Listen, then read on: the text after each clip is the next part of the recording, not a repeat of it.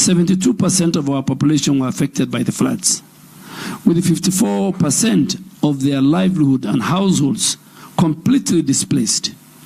The urban poor, who make about 60% of our population and reside in informal settlements and flood-prone areas, are shouldering the heaviest burden of climate change. While the government is actively mobilizing resources to recover from these recent floods, it is clear that we need to do much more to address the dire consequences of this climate change. According to the recent UN Habitat report, if current urbanization rates continue, approximately, which is 50% of Kenyans now will live in urban areas by 2030, another UN report predicts that by 2050, 60% of Africa's population will reside in cities and towns. With a high rate of migration from rural to urban areas, our largest cities ultimately will be increasing and increasingly be located in developing countries. This will exacerbate the spread of informal settlements and intensify the threats posed by climate change. And it's imperative that, faced with this, we tackle climate change with the urgency it requires, and we must resolve.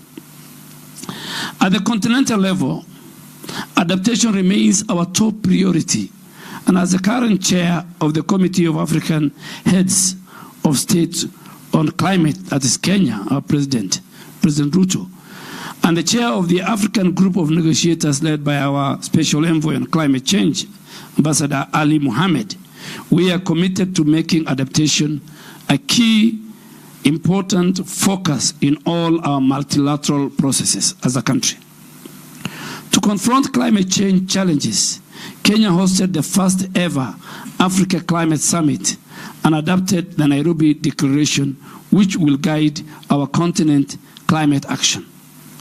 Notably, Kenya has enacted several legal and policy measures to address climate change. We have one of the most robust Climate Act. My ministry is currently spearheading the 15 billion tree growing strategy to safeguard our catchment areas and enhance resilience, alongside other pivotal initiatives that promote climate action through carbon markets. In the last 8 months, we have planted over 400 million trees, and we keep on planting them. We are also integrating climate change considerations across all sectors of our economy, in alignment with the bottom-up economic transformation agenda known as BETTER of our fifth administration. I am proud of the two Kenyan-led initiatives that will be discussed here today, the BICRAP and the FLOCA. These programs aim to develop and implement infrastructure and social programs in order to build resilience among our most vulnerable populations, including children, the elderly, women, and the people with a disability, as committed in the Nairobi Declaration. Both programs are part of the National Climate Action Plan, FLOCA, and in particular has successfully mobilized financing at both the community level through our county governments. This pioneering program success must be expanded across the continent and to our urban centers.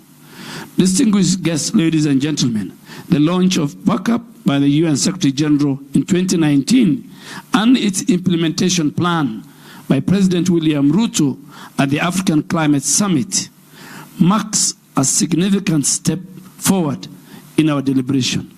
Now, 5 years on, we must advance its implementation. And I want to commend Honorable Alice Wahome and the Executive Secretary of the United Cities and Local Governments of Africa for their leadership in mobilizing resources for backup in the 14 African countries. The successful implementation of this program requires a united effort. Governments, NGOs, civil society, the private sector, International agencies must come together to provide the necessary funding, expertise, and resources to elevate it to the level of FLOCA. And I'm very hopeful that Backup Kenya will address critical challenges such as housing, water, infrastructure, including even accelerating our affordable housing and slum upgrading program, and supporting the Nairobi River Commission in its cleanup efforts. Your Excellency, former Prime Minister, I want to assure you that I will take the route of the late John Michuki. I will clean Nairobi River Commission. I will take the route of Wangari Maathai in saving Karura Forest today, that you will enjoy. So the 141 industry players and many people who we have done through traceability and who are polluting the rivers, Nairobi rivers, you better think twice. There's a new sheriff in town. I will deal with it. We must see the blue waters of these rivers, all the way from Kikuyu to the end of the eastern part of Nairobi. Nairobi, Your Excellency, former Prime Minister, is the environmental capital of the world. That's why we have UNEP here. And because you spearheaded our constitutional making of 2010, Kenyan constitution is a green constitution. From the preamble, the fourth of the preamble, to many articles, they talk about how environment is our heritage. We must preserve it, we must protect it for now and for the future generation.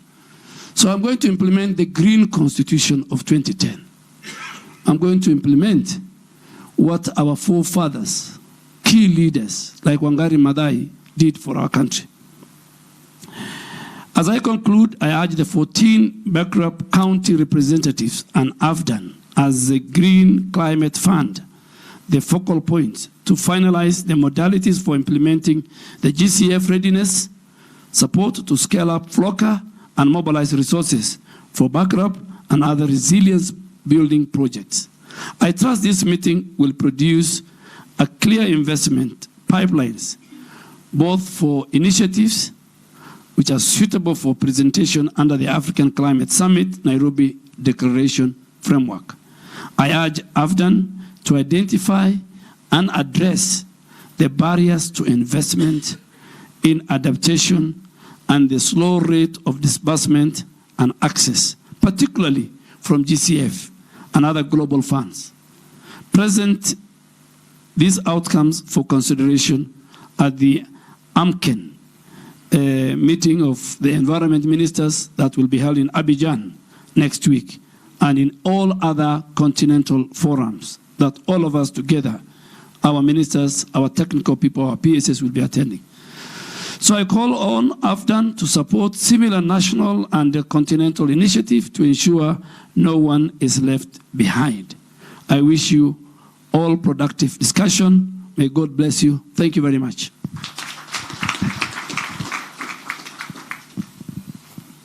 Thank you very much, Honorable Cabinet Secretary. As you observed, adaptation is priority for the continent. And as you noted, Kenya spends 5% of our GDP. In fact, UNECA, UN Economic Commission for Africa, figures indicate Africa spends 5 to 9% of our GDP to address adaptation issues, relocating our budget from development to responding to impacts of climate change. Allow me now to invite His Excellency the Cabinet Secretary for National Treasury and Economic Planning. As we all know, and as I said earlier, climate finance will be a pivotal issue, a central issue in COP29. His Excellency President William Ruto is the leader of international financial reform agenda, and debt issue is a big discussion at COP29 and the UN General Assembly, and nobody is better to lead us in that discussion than our Minister, our Cabinet Secretary for National Treasury. You have the floor, Your Excellency.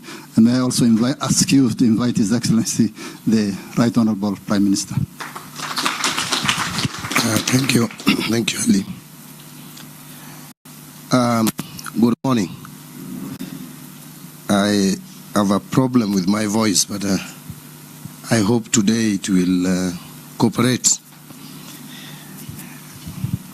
Right Honorable Raila Odinga, former Prime Minister of the Republic of Kenya, the Honorable Adan Bare Duale, Cabinet Secretary for Environment, Climate Change and Forestry, and the Honorable Alice Wahome, Cabinet Secretary for Lands, Public Works, Housing and Urban Development. I'm told Professor Ibrahim, who is the Assistant Minister, Technical Affairs, Ministry of Housing, Utilities and Urban Communities of the Arab Republic of Egypt, has also joined us virtually. I want to also recognize Ambassador Sultan, who is going to be our host soon, my sister from Eswatini, and all distinguished delegates, ladies and gentlemen. Good morning once again. Let me start by saying that I'm happy to be part of this important event where the continent of Africa has joined hands to address a global challenge which we are all aware of, the climate change, which is directly impacting on our lives and more pronounced among the poor, women and children. I wish to take also this opportunity to welcome you all to Nairobi for this important event. Thank you for honoring our invitation.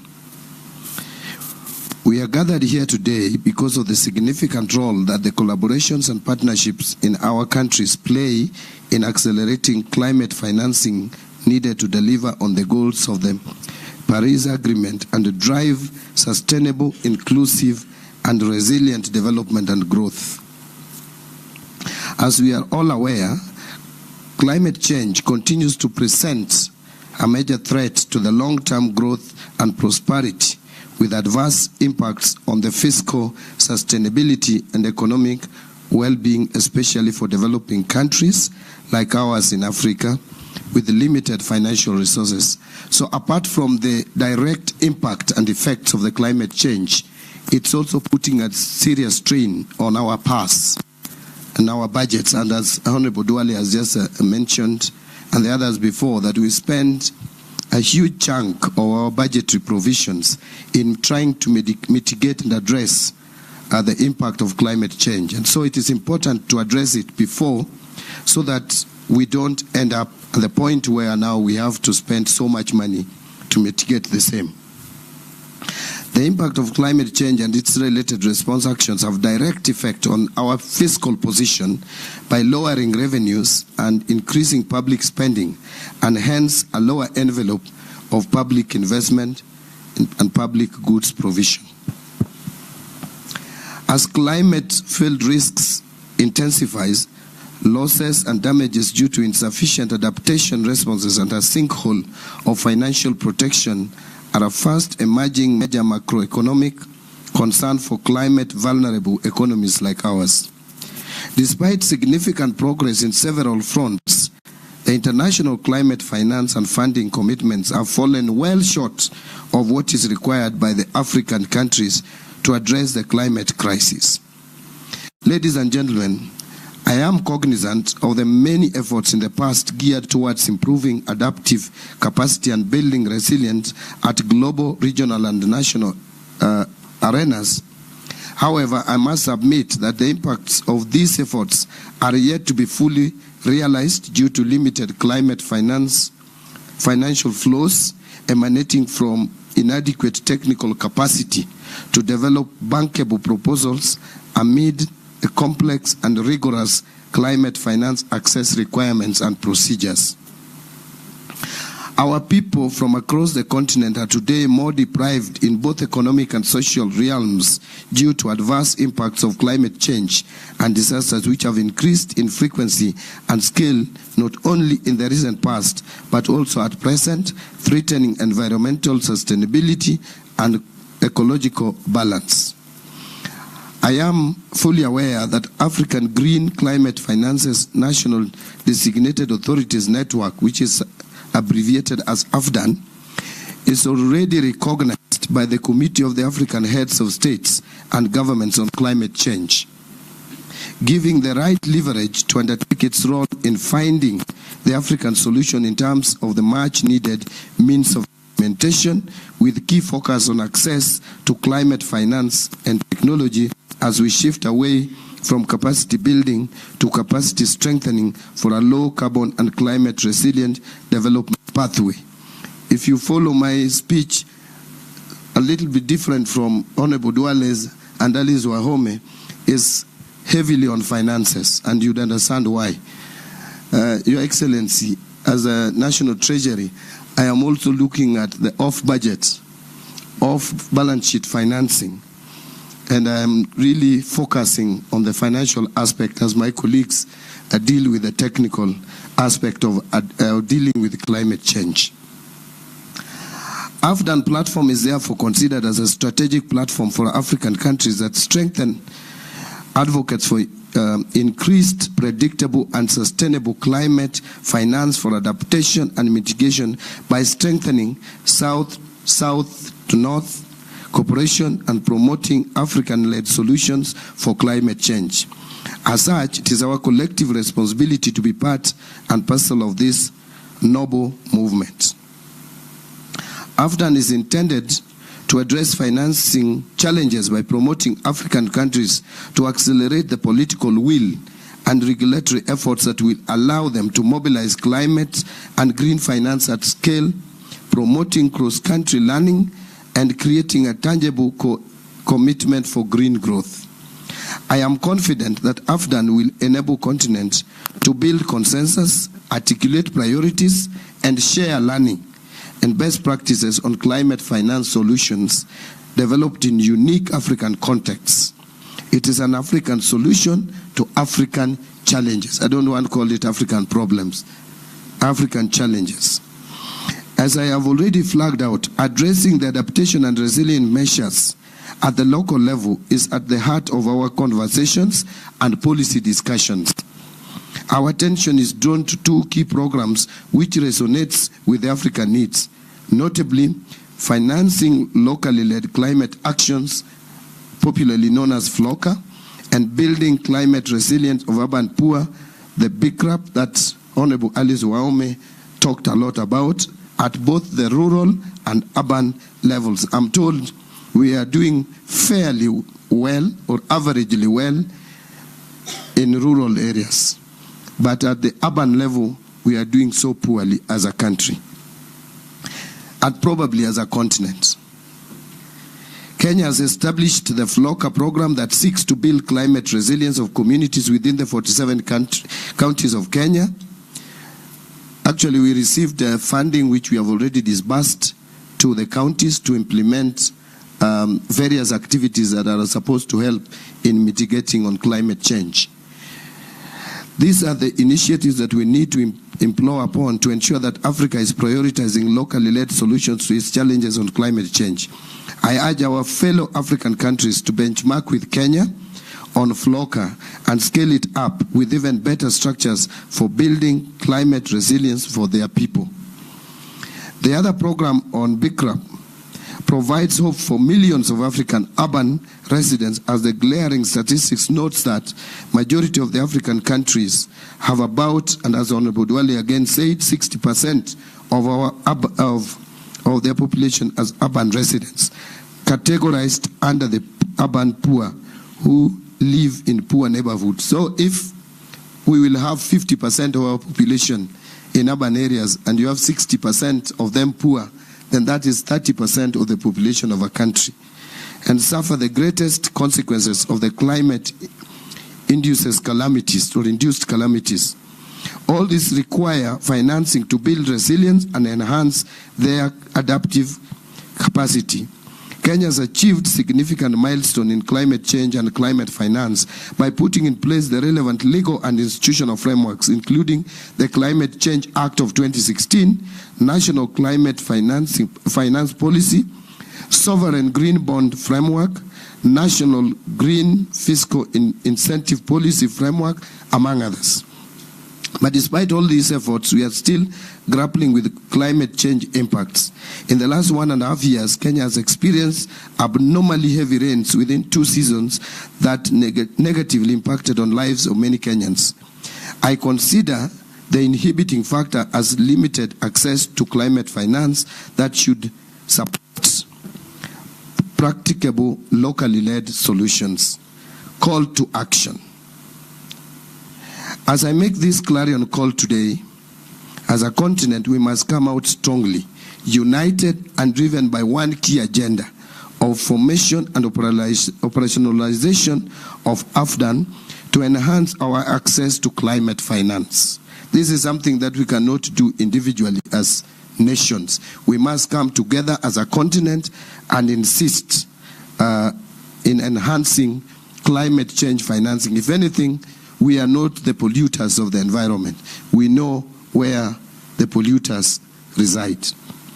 It is my sincere wish that this important meeting will also come out with a declaration that will shape up the agenda of the upcoming 10th special session of APCEN to be held in September 2024 in Abidjan, Cote d'Ivoire. United Nations General Assembly, which will take place in New York, and COP29 to be held in Azerbaijan, among other regional and global forums. As I conclude, Your Excellency, allow me also to mention something about you, which my colleagues have said, but just as a matter of emphasis. Honorable Duale and I have worked with you very closely. I've actually worked with you more closely than anyone else, and I continue to still work with you because I'm still a member, very strong member of your party, which you lead.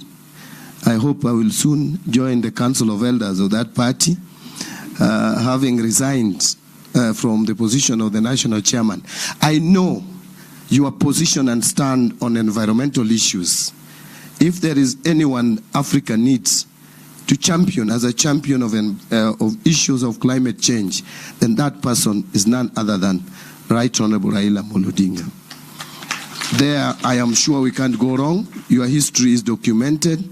We know how you fought very hard in terms of conservation of even our forests and water catchment areas, Mau forests and other forests across the country.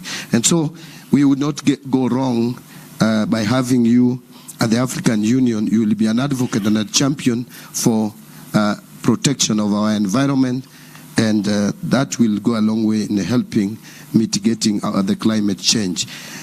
Ladies and gentlemen, it is now my pleasure to invite the Right Honorable Raila Odinga. Let's put our hands together and welcome Right Honorable Raila Odinga to the stage. Thank you, Excellency.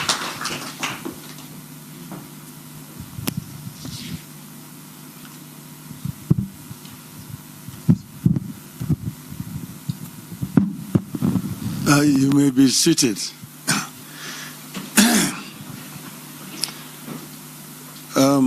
Honorable Ministers, the Special Envoy, distinguished delegates, ladies and gentlemen, good morning. Yes, I want to say that I'm very delighted to have been invited to come here. But I don't know why I was invited. I think it's because, I'm a candidate for the AU chairmanship. And somebody just decided that probably this is a good platform for me to come and share with you people some of my ideas about this issue of climate change.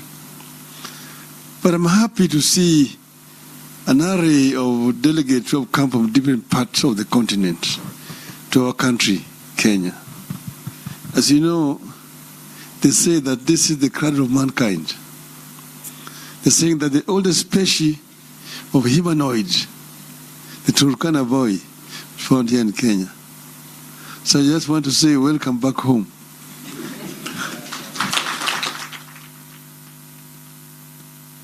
Well, we are talking about climate change, and we just like a stuck gramophone. You know, it go round and round and round because it's the same language we speak year in, year out. But maybe that is a subject for later. For now, I just want to say that it's my pleasure to be part of this great and noble occasion where Africa sits with partners through the platform of African Green Climate Finances, designated National Authorities Network, to discuss climate change and how to respond through accelerated access to climate change, climate finance. We are here to exchange ideas on a common problem, the view to develop a common approach and a common solution. I take note that AFDAN has been established to enhance mobility of climate finance, make it more readily accessible to support Africa in enhancing adaptive capacity and building resilience of our people, both in the rural and urban setups, through locally led solutions.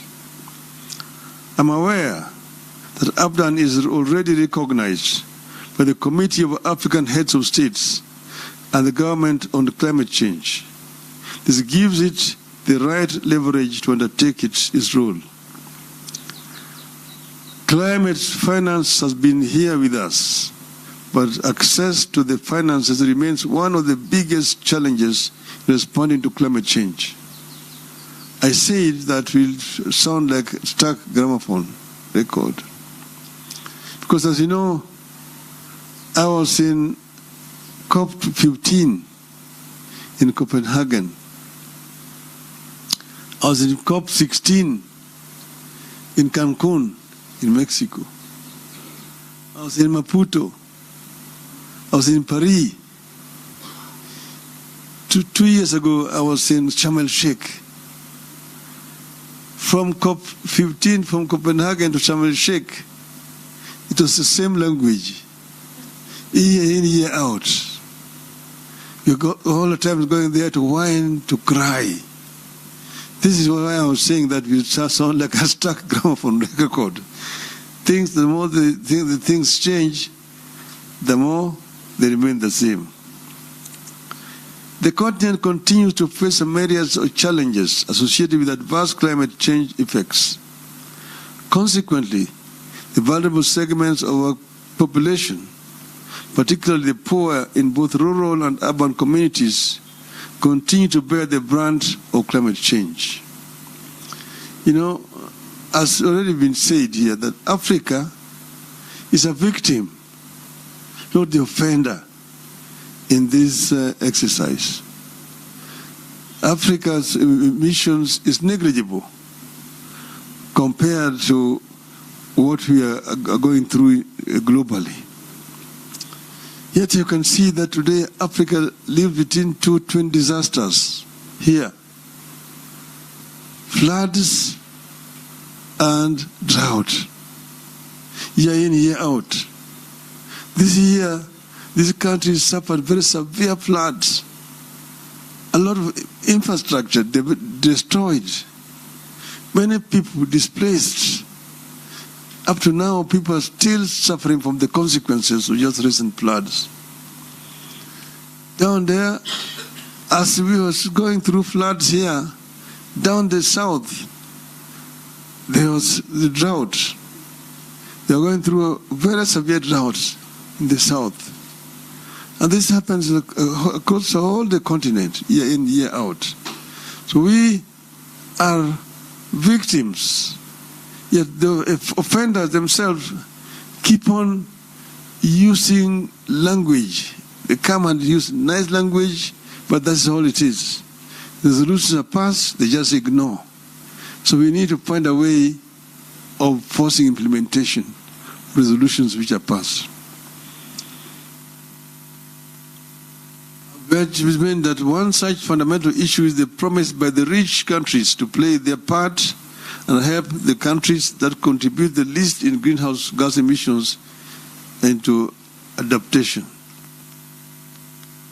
Because of the failure to translate the promises into reality, Africa as a continent still has challenges with access to some of the climate finance sources, such as the Green Climate Fund, Global Environment Facility, Least Developing Countries Fund, Adaptation Fund, Climate Investment Funds, as well as the bilateral and multilateral development partners, which are all well-established avenues for accessing climate finance.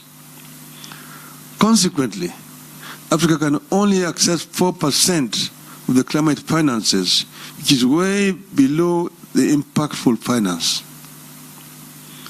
With rapid urbanization of our continent and the development trajectory, Africa has an opportunity to chart its own pathways, which will ensure that African cities adapt to climate challenges. Because Africa is urbanizing fairly rapidly now. But urbanization is a global phenomenon. Even in Europe, urbanized.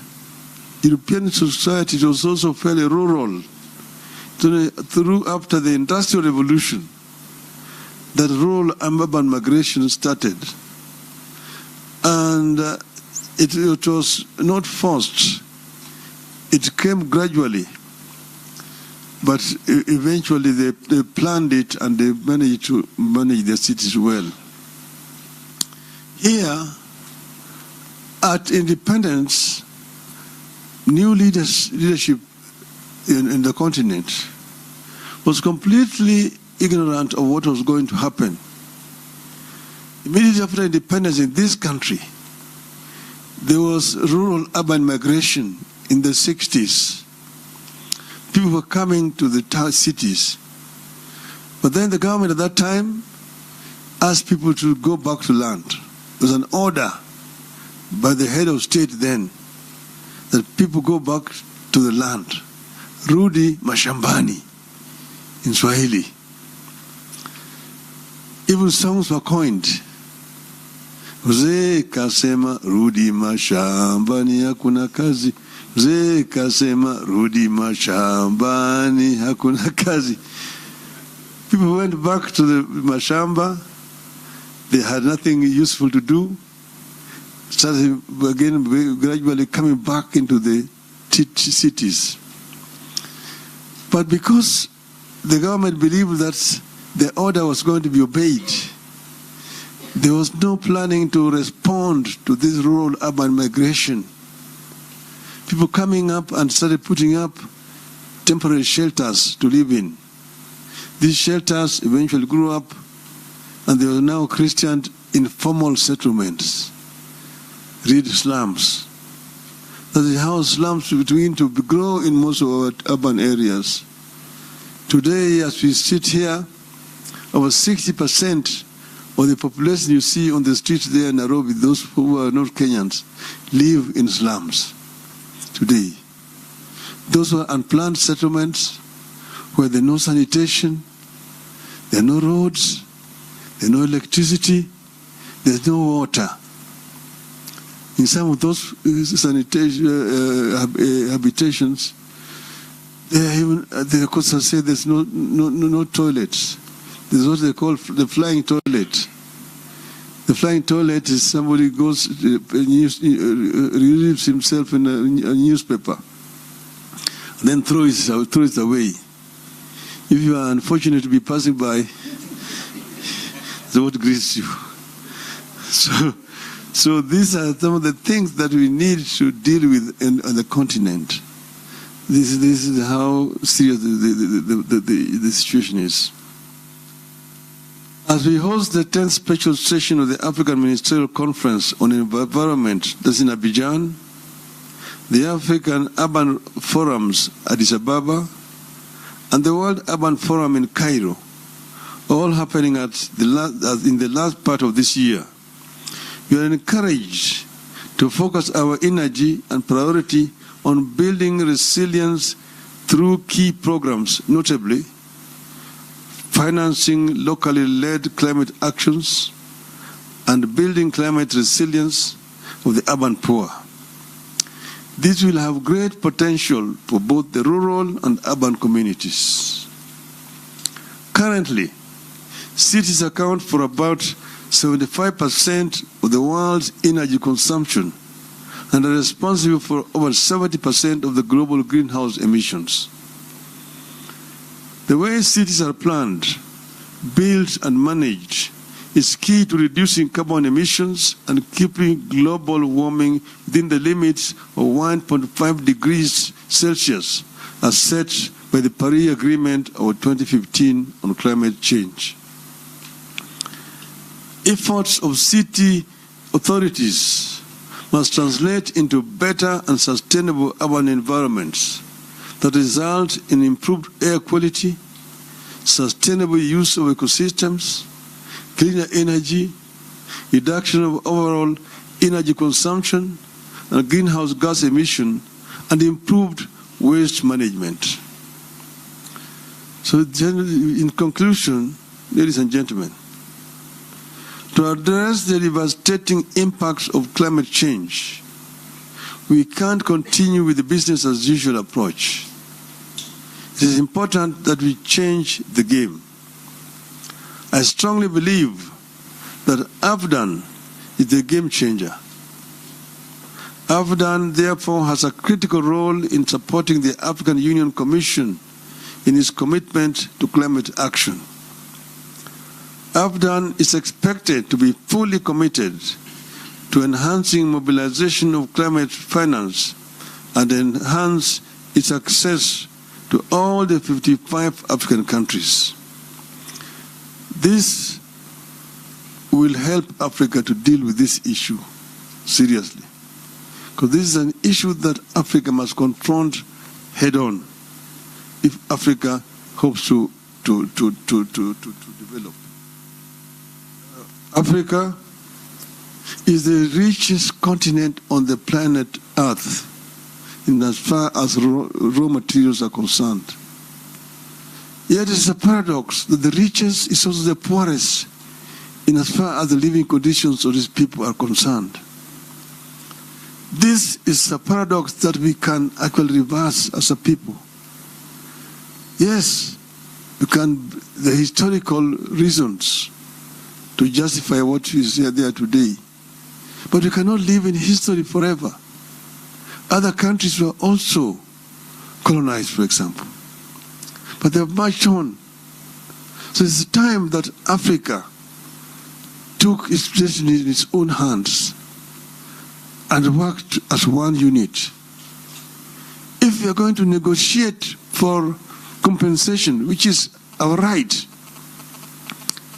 because Africa, for example, has got also one of the biggest carbon sinks in the world, the second largest after Amazon, the Congo forest. So Africa needs to be compensated. But if we go as Kenya, we go as DRC, Nigeria, Guinea, Senegal, Egypt, Algeria, South Africa, then we're not listening to you. They keep on taking you round and round and round. I've told you because I've been to these international conferences, these COP conferences. The resolutions are being passed. You can talk until your voice is hoarse. But after that, people pack up and go. Heads of state jump or come in on jets, land and quick there to go and make speeches. Making speeches back on the jet and go back. They wait for the next other conference next year. So people who are just doing those conferences, they move from one conference to another conference. Each year they take 2 months or 3 months camping in those conferences. But nothing concrete comes out of them. We must make sure that something concrete comes out of those conferences. The African Union can be the champion of this. African Union should be able to speak more effectively on behalf of the rest of Africa if the African government give it the power and the mandate to do so. And that's the reason why I've offered myself to run for the position of African Union chairmanship. I hope that I will be able to use that position effectively to represent Africa, to make sure that Africa claims this century. I finish by telling you the story I tell of an African lion. African lion, there are several African lions. In the soccer, those of you who know soccer, the Cameroonians are called the indomitable lions. The ones of Senegal are called the lions of Teranga. The ones of Morocco are called the Atlas lions. So the lion is a very important animal in Africa. See, the king of the jungle. Now the African lion is challenging the Asian tiger. Tell the Asian tiger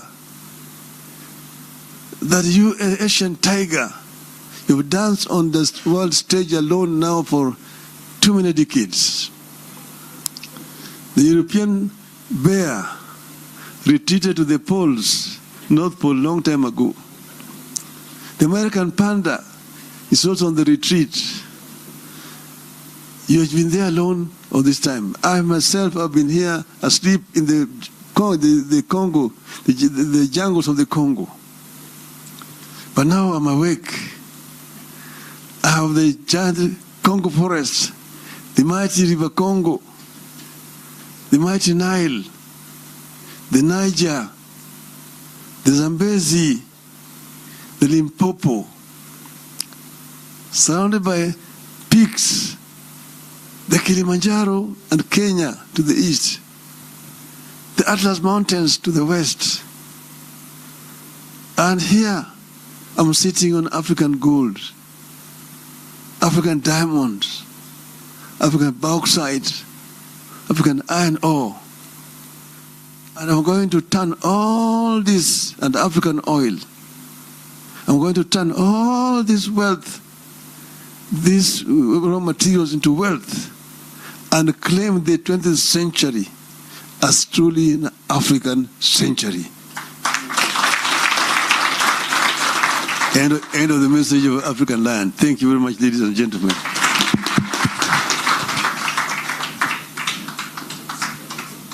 Thank you very much for that captivating speech. Let's give him a round of applause. Thank you. Let's take our seats, please. You know, the Prime Minister's challenge us as we head to the conference of the parties in Azerbaijan a couple of days after the much-awaited US elections. We must do things different. And I know the local lion in the world of environment, the CS Duale, is going to fit in the shoes of the man he mentioned in his speech, John Michuki. A short story of John Michuki. He was one of the oldest politicians in Kenya. And when he joined government, in every ministry he worked, he left an indelible mark. In the environment ministry, he is the first minister who dared to do what other ministers never did: clean up River Nairobi. And as CS Duale said, he's going to clean it up and protect it. In the transport sector, he transformed it, the public transport. The order we see on the roads today is because of the late Michuki. May he rest in peace. I'm going to ask you to acknowledge the speeches in a different way. Just like our Prime Minister said, we have to do things different. First, we have to acknowledge the speech by our CS, Lands, Urban Development, Public Works and Housing. Thank you, Honorable Alice Wahome, for your very incisive speech. A clap for her. Again, the Honorable Duale, for your perspicacious speech on matters environment and what you're going to do as you lead the delegation to COP29 in Azerbaijan. A clap for him. The Honorable John Mbadi, the newest kid on the block. McHugh is just 2 weeks old in his docket, and he has given us a very trenchant speech. A clap for him. And of course, the Right Honorable Raila Odinga for his sharp-witted and rapier-like speech. Very incisive and well-informed. A clap for him. Not forgetting Mr. Ali Mohammed, and I think he is our host here for elucidating to us the purpose of this conference. A clap for him. And then for well thought out introductory remarks by Mr. Peter Odeng. Makofi kwake. Ladies and gentlemen, we are going to have a photo session before we break for tea. You know, we are Africans and Africa is our business. And tea is one of our core business again here in Africa. Nairobi is called as it is. And CS reminds me, you know, Nairobi, the word Nairobi is derived from the Maasai word Enkare Nairobi, meaning place of cool waters. You must enjoy your stay here. This is the, thank you. Okay.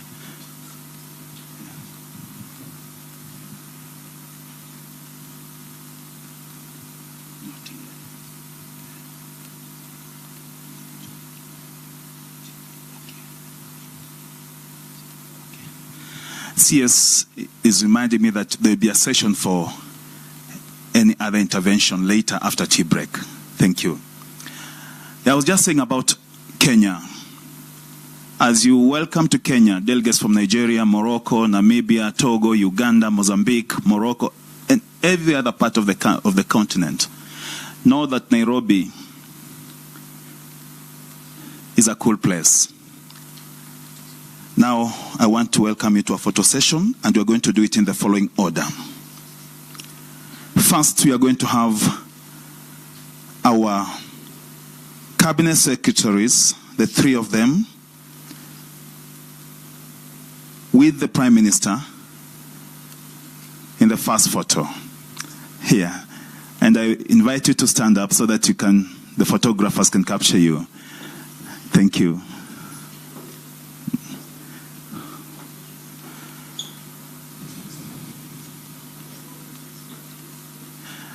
And then photographers, be mindful of the video cameraman behind you.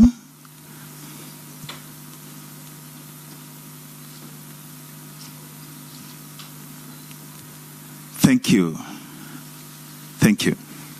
Next, we have the PM, just as they're standing, plus the CSs, and the PS Kingdom of Eswatini, as well as Envoy Ali, Dr. Pacifica Achieng, Ambassador Beatrice Karago, Ambassador of the host country of COP29, Azerbaijan, Envoy Wahome Nbu. Welcome for this photo. Wait for our host in the COP29. Yeah.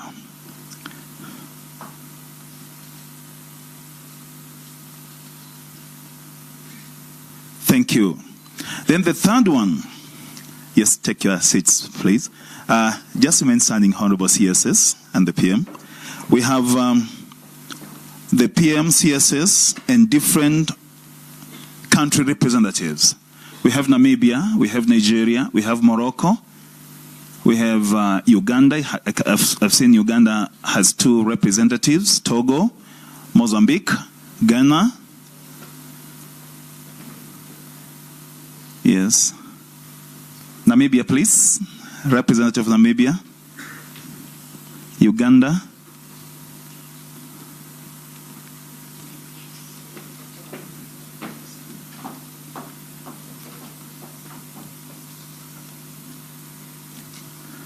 spread on the other side, please. Thank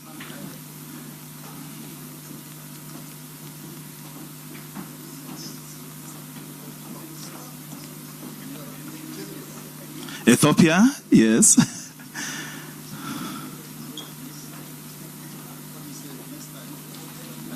Okay.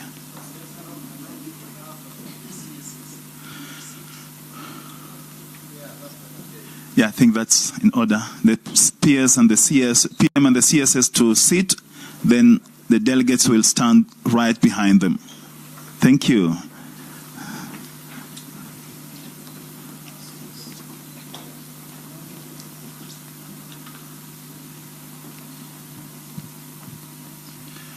This one is Bikram. Thank you. Please retreat to your seats. The last one is PM, CS is seated, and then big crap. That's the last photo. No, anasema tumalize. He says we finish. Big crap and African Secretariat combined. Let's take the shortest time possible, please. Yeah, this is the last one.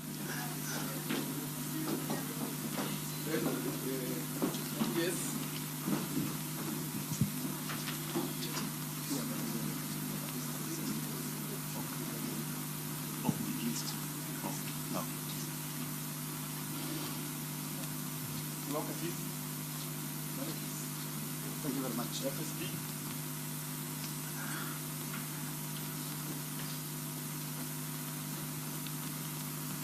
Asante. Thank you very much. Shukran. Let's take our seats, please. And then after this, we allow the Prime Minister and the Cabinet Secretaries to leave.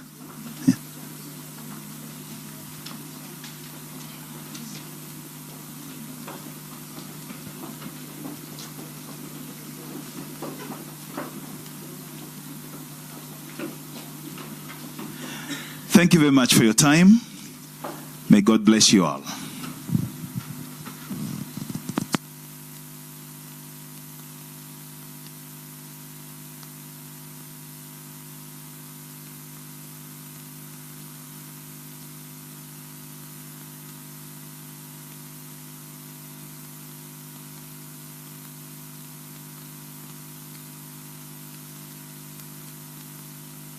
Now we can take a short break for tea, about 30 minutes. Let's enjoy the Kenyan tea. Thank you.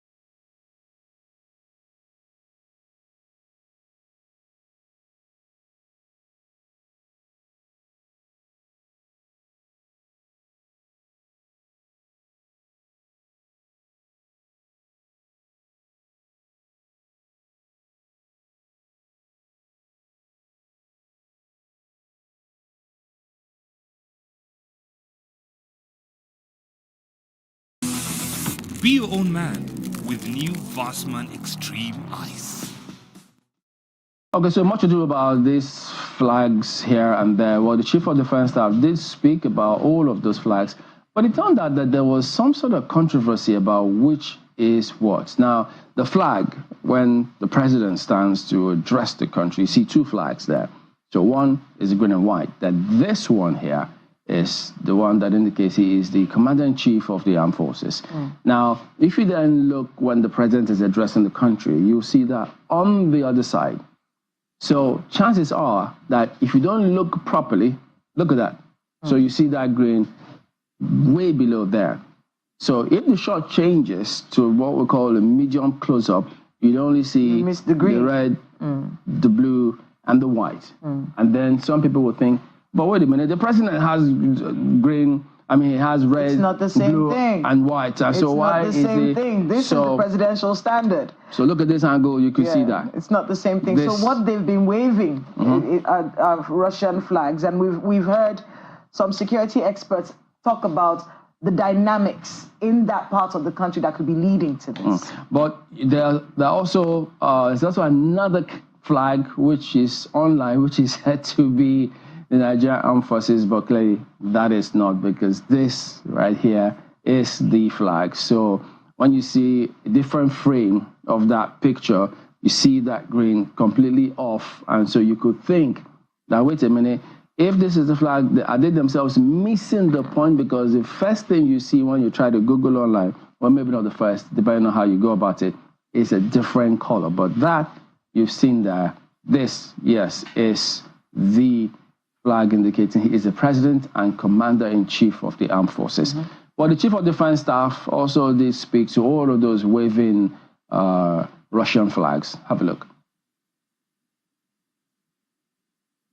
2 hours meeting with Mr. President, we explained to him in details the current situation on ground since the riots have started. And what we realized is that, yes, initially people said it was a peaceful riot, but we have warned against it because we realized that there are individuals that are willing to take advantage of it to cause mayhem, and we can see clearly what has happened since it has commenced. Criminals have taken over, a lot of looting, a lot of stealing, and all sorts happening. And besides that, we're also aware that I'm seeing, all of us have seen it, where some foreign flags have been flown within the sovereignty of Nigeria, and that is totally unacceptable. We are warning in clear terms, and the president has also said we should convey this, that we will not accept anybody, any individual flying any foreign flag in Nigeria. That is treasonable offense, and it will be viewed and treated as such. So nobody should allow himself to be used by any individual. Also, the issue of coups. Nigeria is a sovereign nation. Nigeria is a democratic nation. All security agencies are here to defend democracy and make sure that democracy continues to strive. We will not accept anyone pushing or taking any action, seemingly or for whatever reason, to want to push for any change of government. Democracy is what we stand for. Democracy is what we continue to defend. The military is going to step in when it is out of bounds. And we can see that for people